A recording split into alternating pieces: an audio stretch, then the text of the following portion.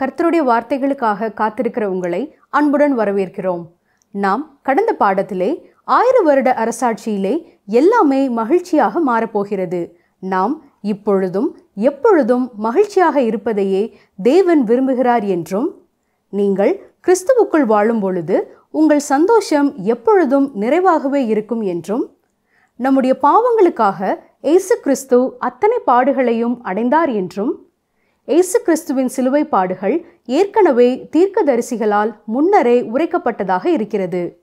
பரிசுத்த ஆவியானவர் சிலுவையின் மீது அமைதியின் திரையை விரித்திருக்கிறார், அதாவது அந்தகாரத்தை வைத்துவிட்டார் என்றும், பரிசுத்தமான காரியங்களில் மிகவும் நெருக்கமான தொடர்பு கொள்வதிலே நாம் கவனமாக இருக்க வேண்டும் என்றும், நான் இயேசு சென்ற பாதையிலே செல்லுகிறேன், அது வெளிச்சத்திற்கும் திருப்திக்கும் மகிழ்ச்சிக்கும் நேராகவே என்னை வழிநடத்துகிறது என்பதை அறிக்கை செய்து நம்மை உற்சாகப்படுத்திக் கொள்ள வேண்டும் என்றும் கற்றுக்கொண்டோம். இன்று நாம் தீர்க்கதரிசிகளின் நிலை என்ன? மனிதர்கள் ஏன் தேவனுடைய சுவிசேஷத்தை விசுவாசிக்கவில்லை? இயேசு பிறந்தபோது சூழ்நிலைகள் எப்படி இருந்தது என்பதை ஏசாயா 53ஆம் அதிகாரம் முதல் 2 வசனங்களிலிருந்து கற்றுக்கொள்வோம். தொடர்ந்து எங்களுடன் இணைந்திருங்கள். கிறிஸ்துவுக்குள் பிரியமான சகோதரனை சகோதரியே, ஏசாயா தீர்க்கதரிசியின் புத்தகத்திலே 53ஆம் அதிகாரம் 1ஆம் வசனம் முதல் தொடர்ந்து நாம் சிந்திப்போம். எங்கள் மூலமாய் கேள்விப்பட்டதை விசுவாசித்தவன் யார்? கர்த்தருடைய புயம் யாருக்கு வெளிப்பட்டது? இந்த 53ஆம் அதிகாரம் ஒரு கேள்வியோடு ஆரம்பமாகிறது.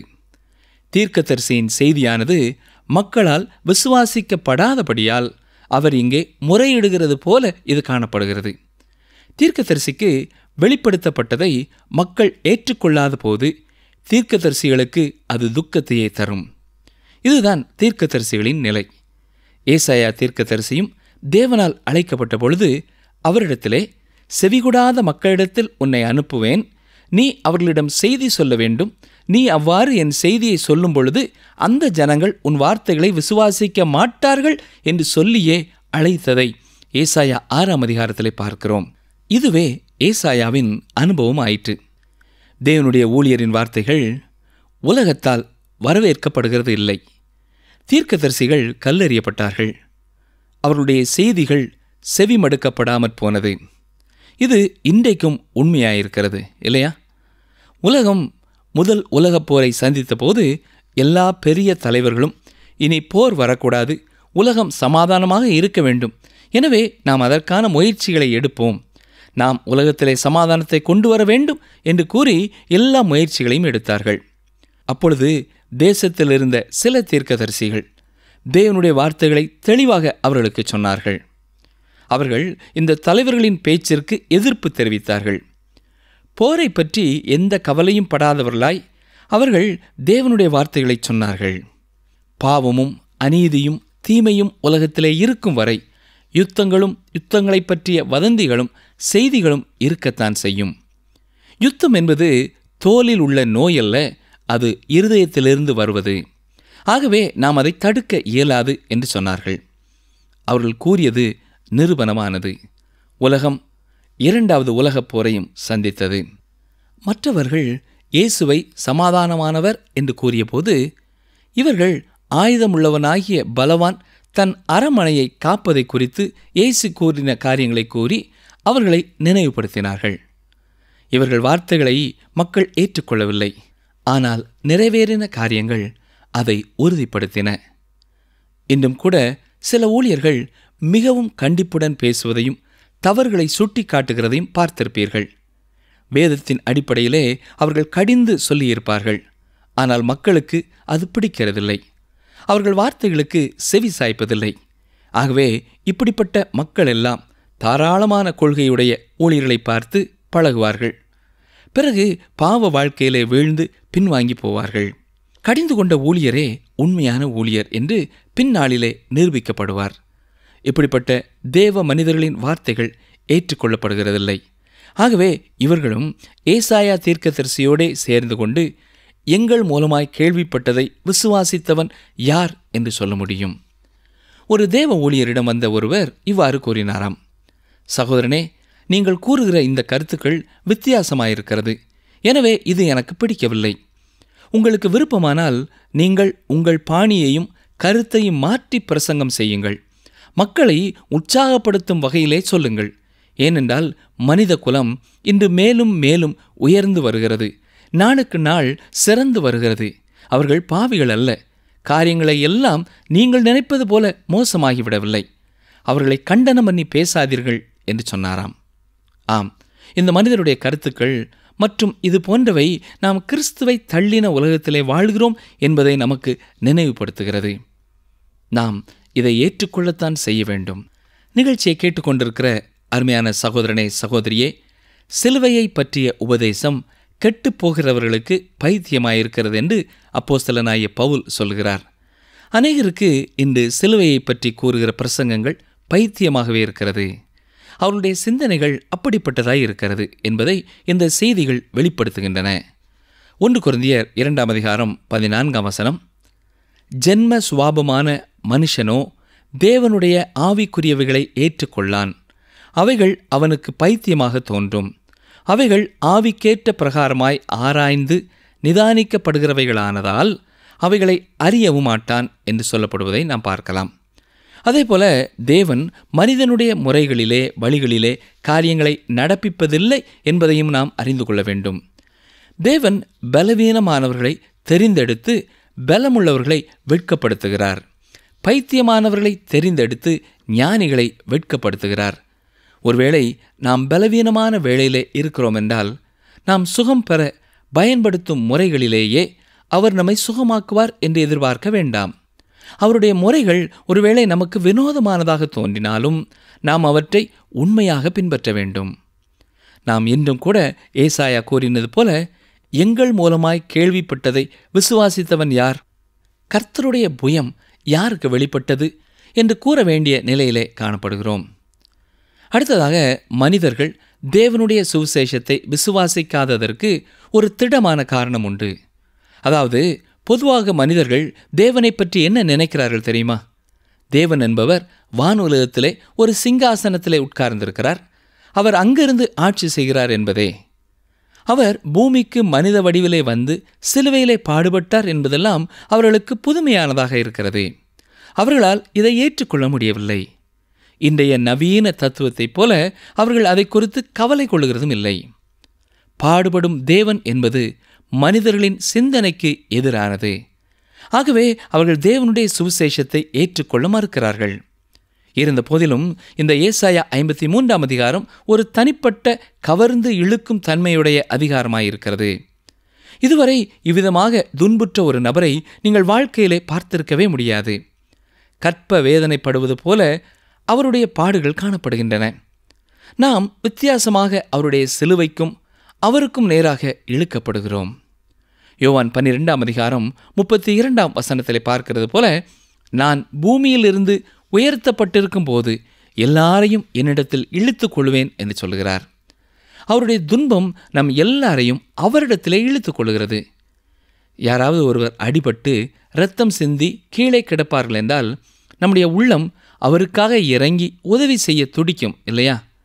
இல்லாவிட்டால் ஒரு கிளியோ மற்ற உயிரினங்களோ காயப்பட்டு கிடக்கும் பொழுது நம்முடைய உள்ளம் இறங்கும். அதே போல நாம் இயேசு கிறிஸ்துவின் சிலுவை பாடுகளை பார்க்கும் பொழுது அவரண்டை இழுத்து கொள்ளப்படுகிறோம். ஆகவே இந்த அதிகாரத்திலே நாம் ஒன்று சேர்ந்த அவருடைய வித்தியாசமான கடுமையான பாடுகளை சிந்திக்கப் போகிறோம். அவர் தாமே நம்முடைய இருதயத்தை அனலாக்கி உயிர்ப்பிப்பாராக. அவருடைய தியாகம், அன்பின் கதிர்கள் நம்மேலே பாய்ந்து நம்மை உயிர்ப்பிப்பதாக. ஏசாயா கேட்ட கேள்வியின் 2வது பகுதியை பாருங்கள். கர்த்தருடைய புயம் யாருக்கு வெளிப்பட்டது என்று சொல்கிறார். கர்த்தருடைய புயம் என்று சொல்லப்படுவது மிக சிறந்த அர்த்தத்தை தருகிறது. தேவன் உலகத்தையும் வானத்தையும் சிருஷ்டித்த பொழுது அதை அவருடைய விரலின் கிரியைகள் என்று சொல்லப்படுகிறது. சங்கீதம் 19:1 பாருங்கள். வானங்கள் தேவனுடைய மகிமையை வெளிப்படுத்துகிறது, ஆகாய விரிவு அவருடைய கரங்களின் கிரியையை அறிவிக்கிறது. இதிலே கரங்களின் கிரியை என்பது விரல்களின் கிரியை என்ற அர்த்தம் பட மூல பாஷையிலே இருக்கிறது. டாக்டர் டேவிட் டல்மகே என்ற தேவனுடைய மனிதர் இவ்வாறு சொல்லியிருக்கிறார். தேவன் இந்த அண்ட சராசரங்களை படைக்கும் பொழுது பாதி கூட முயற்சிக்காமல் சிருஷ்டித்தார். அவர் வானத்தையும் பூமியையும் படைக்கும் பொழுது ஒரு முயற்சியும் இல்லாமல் செய்தார். அவர் சொல்ல எல்லாம் உண்டாயிற்று. அவர் 7ஆம் நாளில் ஓய்ந்திருந்த பொழுது அவர் களைப்பால் ஓய்ந்திருக்கவில்லை. அவர் எல்லாவற்றையும் செய்து முடித்தார், அவ்வளவுதான். ஆனால் தேவன் மனிதனை மீட்ட பொழுது அதற்காக அவருடைய கரம் தேவைப்பட்டது. ரட்சிப்பு என்பதை செய்ய அவர் பெரிய காரியங்களை செய்ய வேண்டியதாயிற்று. ஆனால் இந்த ரட்சிப்பு இலவசமானது. பிரியமானவர்களே, இது மனிதர்களுக்கு இலவசமாய் கொடுக்கப்படுவதனால் இது சரியானது. மனிதன் அதற்காக எதையுமே செலுத்த இயலாது. அவனிடத்திலே செலுத்தவும் ஒன்றுமில்லை. மனிதனுக்கு இது இலவசமாக கிடைக்க காரணம், இயேசு கிறிஸ்து செலுத்திய கிரயத்தை தேவன் ஏற்றுக்கொண்டார். தேவாதி தேவன் தன்னுடைய கரத்தை நீட்டி தன்னுடைய சொந்த குமாரனை சிலுவையிலே அறைவதற்கு ஒப்புக் கொடுக்க வேண்டியதாயிருந்தது. மீட்பு என்பது அது தொடர்ந்து நடைபெற்று கொண்டே இருக்க வேண்டிய பணி. அதை தேவனால் மட்டுமே செய்ய முடியும். மனிதன் நிலைத்திருக்கிறவன் அல்ல. ரட்சிப்பு இலவசமாக கிடைக்கிறது என்பதற்காக அது மலிந்து போனது என்று தரக்குறைவாக எண்ணக்கூடாது. நாம் இப்பொழுது இயேசு கிறிஸ்துவுக்கு முன்பாக கொண்டு வரப்படுகிறோம். இங்கே அவருடைய மனித ஆரம்பத்தை குறித்தும் சிறிது சொல்லப்பட்டிருக்கிறது. பாருங்கள், ஏசாயா தீர்க்கதரிசியின் புஸ்தகம் 53ஆம் அதிகாரம் 2ஆம் வசனம். இளங்கிளையைப் போலவும் வறண்ட நிலத்திலிருந்து துளிர்க்கிற வேரைப் போலவும் அவனுக்கு முன்பாக எழும்புகிறார். அவருக்கு அழகும் இல்லை, சௌந்தரியமும் இல்லை. அவரை பார்க்கும்போது நாம் அவரை விரும்பத்தக்க ரூபம் அவருக்கு இல்லாதிருந்தது. இயேசு கிறிஸ்து வறண்ட நிலத்திலிருந்து துளிர்க்கிற வேரை போல் இருக்கிறார். அதாவது இயேசு கிறிஸ்துவின் பிறப்பின் பொழுது தாவீதின் குடும்பம் ராஜ வம்சத்தை இழந்திருந்தது. யோசேப்பு ஒரு சாதாரண தச்சன். தாவீது வம்சத்திலே பின்வந்தவர்கள் இளவரசர்களாக இல்லை, விவசாயிகளாக, தச்சர்களாக காணப்பட்டார்கள். இஸ்ரவேல் தேசம் ரோம ஆட்சியின் இரும்பு கரத்தின் கீழே இருந்தது. அவர்கள் அடக்கி ஆண்டு கொண்டிருந்தார்கள். ரோம சாம்ராஜ்யமும் பெரியதொரு கலாச்சாரத்தை பிறப்பித்து விடவில்லை. அந்நாட்களிலே நீதி நியாயமெல்லாம் சென்று அநீதிதான் தாண்டவமாடி கொண்டிருந்தது. இஸ்ரவேலிலே காணப்பட்ட கலாச்சாரம், சமயம் போன்றவை அதன் அடிமட்டத்திற்கு சென்றுவிட்டது. அவர்கள் சடங்காச்சாரமாக சில காரியங்களை செய்து கொண்டு வந்தார்கள். அவர்களுடைய இருதயம் குளிர்ந்து போய் தேவனுக்கு எதிராக காணப்பட்டது. இந்த ஒரு வறட்சியான சூழ்நிலையிலே தான் இயேசு பிறந்தார். அவர் ஒரு ராஜ்ய வம்சத்திலே தோன்றினாலும் அது அப்பொழுது ஏழை குடும்பமாக இருந்தது. ரோம சாம்ராஜ்யத்தின் கீழே அடிமைப்பட்டிருந்த இஸ்ரவேல் தேசத்திலே வீழ்ச்சியான காலத்திலே அவர் தோன்றினார். சமுதாயத்தின் சிறந்த மலர் வறண்ட நிலத்திலே மலர்ந்தது. அது வரலாற்றிலேயே மிகவும் வறண்ட ஒரு காலமும் கூட. அவரை அப்பொழுது பிறக்கச் செய்வது மனுஷனால் கூடாத காரியம். ஆனால் அவராகவே தேவனிடத்திலிருந்து வந்து உதித்தார். ஒரு பாலைவனம் இருக்கிறது. அங்கே சுற்றுப்புறமெங்கிலும் தண்ணீர் இல்லை, பச்சை பசேல் என்ற தோட்டமும் இல்லை. ஆனால் அங்கே திடீரென்று ஒரு செடி வளர்ந்து மலர்ந்து அழகாக காட்சியளிக்கிறது என்று வைத்துக்கொள்வோம். அது உங்களுக்கு மிகவும் ஆச்சரியமாக இருக்கும் இல்லையா? ஆகா, இந்த தண்ணீர் இல்லாத வறண்ட நிலத்திலே எப்படி இந்த செடி வளர்ந்தது என்று வியப்படைவீர்கள் இல்லையா? அந்நாட்களிலே இயேசு உதித்ததும் அப்படித்தான் இருந்தது. அந்த சந்ததி, அந்த சமுதாயம் அப்பொழுது இயேசுவை பிறப்பிக்க செய்திருக்க முடியாது. ஆனால் இயேசு வித்தியாசமானவர். ஆகவே அவர் வறண்ட நிலத்திலிருந்து துளிர்க்கிற வேரை போல் இருந்தார். இதனைத் தொடர்ந்து ஏசாயா தீர்க்கதரிசி நம்முடைய கவனத்தை அவருடைய பாடுகளுக்கும் மரணத்துக்கும் நேராக திருப்புகிறார். அவருக்கு அழகும் இல்லை, சௌந்தரியமும் இல்லை. அவரை பார்க்கும்போது நாம் அவரை விரும்பத்தக்க ரூபம் அவருக்கு இல்லாதிருந்தது என்று சொல்கிறார். சிலர் இந்த வார்த்தைகளை வைத்துக்கொண்டு இயேசு உண்மையிலே அழகற்றவர் என்றும் அவருடைய உடல் அமைப்பு சரியாக இல்லாமல் இருந்தது என்றும் சொல்லுகிறார்கள். ஆனால் இது உண்மையாக இருக்க முடியாது. ஏனென்றால் அவர் பரிபூரணமான மனிதர். மேலும் சுவிசேஷங்களிலே இதனை நிரூபிக்கும் வகையிலே எந்த ஒரு காரியத்தையும் குறிப்பையும் நாம் காணவில்லை. சிலுவை காட்சியில் மட்டுமே இந்த வசனம் கூறுவதின் அர்த்த நிறைவேறுதலை காண முடியும். அங்கேயே அவர் அழகற்றவராக காட்சியளிக்கிறார். அவர் பட்ட அடிகளினாலே மிகவும் வேதனையும் உருக்குலைந்த நிலையிலும் ஏற்பட்டது. சிலுவை என்பது ஒரு அழகான பொருள் அல்ல. இது பார்ப்பதற்கே மிகவும் மோசமானது. நாம் ஓவியங்களிலே பார்க்கிறது போல ஒரு ஒழுங்கு அமைப்போடு இது செய்யப்பட்டது அல்ல. அவருடைய வேதனை, பாடுகள் வார்த்தைகளால் சொல்ல முடியாது. அவருடைய மரணம் மிகவும் பயங்கரமானது. மற்ற மனிதர்களால் சகிக்க முடியாததை அவர் சகித்தார். அவருடைய சிலுவையிலே அவர் தொங்கும் பொழுது பார்க்கையிலே அவர் மனிதன் போன்று கூட இல்லை. முந்தின அதிகாரத்திலே நாம் பார்த்தது போல அவர் அந்த கேடடைந்தார். பார்க்க முடியாத அளவிற்கு அவருடைய சதைகள் பீந்து தொங்கின. இதை பார்க்கும் பொழுது நமக்கு ஒரு கேள்வி தோன்றலாம். அவருடைய மரணம் ஏன் வித்தியாசமாக பயங்கரமானதாக இருந்தது? அவருடைய பாடுகளின் ஆழமான அர்த்தம் என்ன போன்ற காரியங்களை அறிய உங்களுக்கு மிக்க வாஞ்சை இருக்கலாம். பாருங்கள், வாசிக்கிறேன். ஏசாயா 53 அதிகாரம் 4 வசனம். மெய்யாகவே அவர் நம்முடைய பாடுகளை ஏற்றுக்கொண்டு நம்முடைய துக்கங்களை சுமந்தார். நாமோ அவர் தேவனால் அடிபட்டு வாதிக்கப்பட்டு சிறுமைப்பட்டவர் என்று எண்ணினோம். அவர் தேவனால் அடிபட்டு வாதிக்கப்பட்டு இருந்தார் என்று வாசிக்கிறோம். இதை நாம் தவறாக புரிந்து கொள்ளக்கூடாது என்பதற்காக தீர்க்கதரிசி, கர்த்தரோ நம் எல்லாருடைய அக்கிரமத்தையும் அவர் மேல் விழ பண்ணினார் என்றும் தெளிவாக கூறியிருக்கிறார். கர்த்தரோ அவரை நொறுக்க சித்தமாகி என்றும் இங்கே தெளிவாக சொல்லுகிறார். தேவனே இதை செய்தார் என்று தீர்க்கதரிசி உணர்ந்து இதை சொல்லுகிறார். பிதாவாகிய தேவன் பரிபூர்ணமான மனித குமாரனை இவ்வாறு பாடுகளுக்கு உட்படுத்தினது நம்முடைய ஆத்மாவை கலங்க பண்ணுகிறது இல்லையா? நமக்கு இது ஒருவேளை புரியாமல் இருக்கலாம். நாம் புரிந்து கொள்ளவும் இயலாது. அதனாலே நாம் இவ்வாறு கேள்வி கேட்கும் மனநிலைமையை பெறுகிறோம். தேவன் ஏன் இயேசு கிறிஸ்துவை இவ்வாறு நொறுக்க வேண்டும்? இப்படிப்பட்டதை இயேசு பெறுவதற்கு அவர் என்ன அப்படி செய்துவிட்டார்? ஒரு நிமிடம் பிரியமானவர்களே, சிலுவையை சற்றே நோக்கி பாருங்கள். இயேசு சிலுவையிலே 6 மணி நேரம் வானத்திற்கும் பூமிக்கும் நடுவிலே தொங்கினார். காலை 9 மணி முதல் மதியம் 3 மணி வரை அவர் சிலுவையிலே தொங்கினார். முதல் 3 மணி நேரங்களிலே அவர் மனிதனால் அவமானப்படுத்தப்பட்டு துப்பப்பட்டு சிலுவையிலே ஆணியினாலே அடிக்கப்பட்டு துன்புறுத்தப்பட்டார். பிறகு அவர்கள் அமர்ந்து அவர் எவ்வாறு மரிக்கிறார் என்று பார்த்து கொண்டிருந்தார்கள். 12 மணிக்கு மேல் தேவன் சூரியன் மீது திரையை விரித்து அந்தகாரத்தை வரப்பண்ணினார். எனவே மனித கண்கள் அந்த காட்சிகளுக்கு மூடப்பட்டன. இப்பொழுது 3 மணி நேரம் தேவனுக்கும் குமாரனுக்கும் இடையே சில காரியங்கள் நடைபெற்றன. இயேசு உலகத்தின் பாவத்திற்காக தன்னை பலியாக்கினார். தேவன் அவருடைய ஆத்மாவை பாவத்திற்காக பலியாக்கினார். இயேசு பாவமாக கருதப்பட்டார். ஏனென்றால் பாவம் அறியாத அவரை நமக்காக தேவன் பாவமாக்கினார். தேவன் எவ்வளவாக பாவத்தை வெறுக்கிறார் என்பதை நீங்கள் அறிய வேண்டுமென்றால் சிலுவையை நோக்கி பாருங்கள். பாவத்திற்கு தேவன் தண்டனை அளிப்பாரா என்பதை நீங்கள் அறிய விரும்பினால் அவருடைய நேச குமாரன் சிலுவையில் படும் பாடுகளை நோக்கி பாருங்கள். அவருடைய இந்த பெரிதான ரட்சிப்பை நாம் புறக்கணித்து தள்ளுவோம் என்றால் நாம் எப்படி தண்டனைக்கு தப்ப முடியும்? அது வீணான நம்பிக்கையாயிருக்கும்.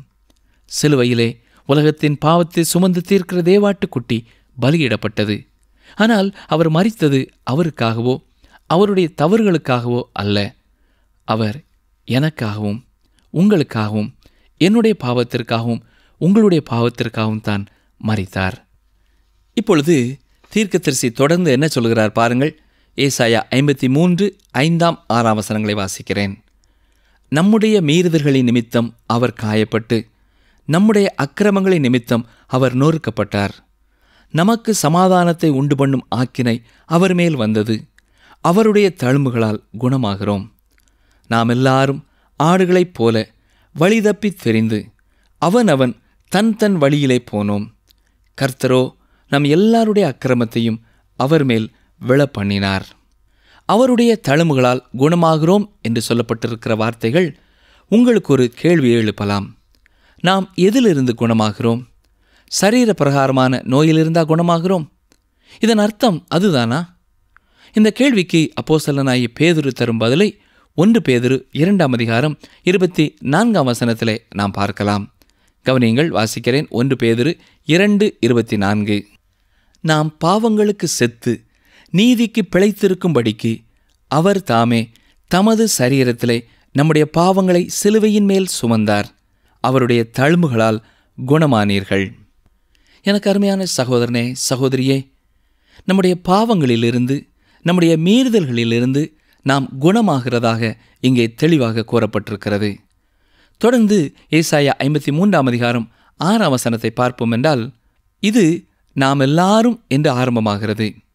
நாம் எல்லாரும் ஆடுகளைப் போல வழி தப்பி தெரிந்து என்று சொல்லப்படுவதிலே சிலரை மட்டும் குறிக்கவில்லை, எல்லாரையும் குறிக்கிறது. மனிதனிடத்தில் உள்ள உண்மையான பிரச்சனை என்ன தெரியுமா? உங்களுடைய, என்னுடைய அடிப்படை பிரச்சனை தான் என்ன தெரியுமா?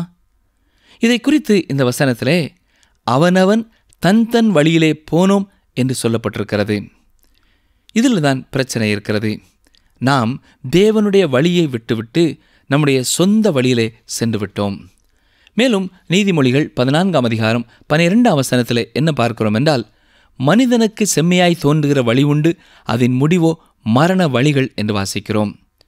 நீதிமொழிகள் 3ஆம் அதிகாரம் 6ஆம் வசனத்திலே, உன் வழிகளிலெல்லாம் அவரை நினைத்துக்கொள், அப்பொழுது அவர் உன் பாதைகளை செவ்வைப்படுத்துவார் என்று பார்க்கிறோம்.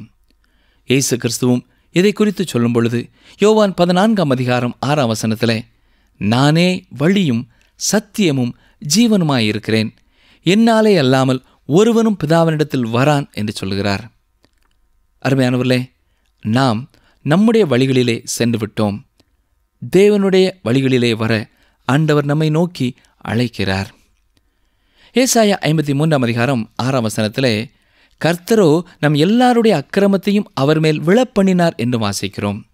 ஆம், இயேசு சிலுவையிலே அறையப்பட்ட பொழுது அவர் நம் எல்லாருடைய இடத்தையும் எடுத்துக்கொண்டு நமக்கு பதிலாக பலியானார் என்று ஏசாயா தெளிவாக சொல்லியிருக்கிறார்.